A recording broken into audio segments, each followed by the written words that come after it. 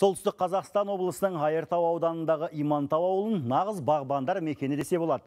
Мұнда 150 отбасы гүл өсірумен айналысады. Жасыл желекті ерекше баптайтын жандар бір жазда 6 миллион данадай гүл өсіреді. Еңбекқор тұрғындармен Ермек Елберген кездесіп келді. Имантау ауылына келгенде мынадай жылыжайлар бірден көзге түседі. Бұл елді мекенді басқа ауылдардан ерекшелеп тұрғанда осы гүл өсіретін орындар. Және де бұндағы біраз үйдің жанында әдеттегідей қора қопсы емес, осындай жылыжайларды байқауға болады.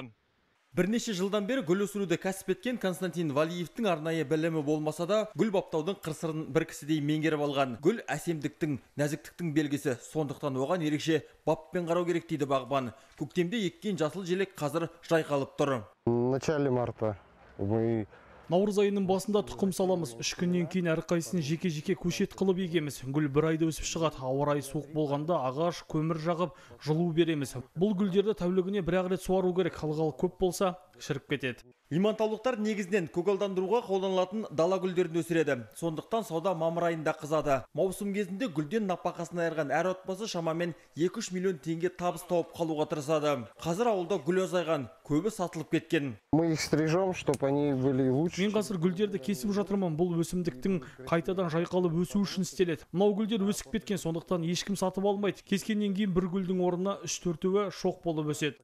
Имантау ауылындағы 900 отбасының 150-ден астамы осы гүл өсіруді кәсіпке айналдырған. Біреуде көп, біреуде аз. Барлығы бір маусымда шамамен 6 миллиондай гүл өсіреді. Уже лет, наверное, 10-12. 10-12 жыл бұрын Имантау ауылының бір тумасы осы кәсіпті ауылға алып келді. Өзі Нұрсұлтан қаласын көгалдандырумен айналысатын. Тұрғындарды үйретті, гүлдерді сатып алып отырды. Бұл кәсіп осылайша басталды. Имантауда өсірілген гүлдер бүгінде Нұрсұлтан, Қарағанды, Қостанай, Көкшетау қалаларында жайқалып тұр. Өсімдіктерді негізінен осы шаһардағылар сатып әкетеді. Биылғы маусым аяқталуға жақын, дегенмен жұмыс тоқтамайды. Тұрғындар жылыжайларды келесі жылға дайындайды. Ермек Елберген, Данияр Жұмағұлов, Қазақстан ұлттық телеарнасы, Солтүстік Қазақстан облысынан.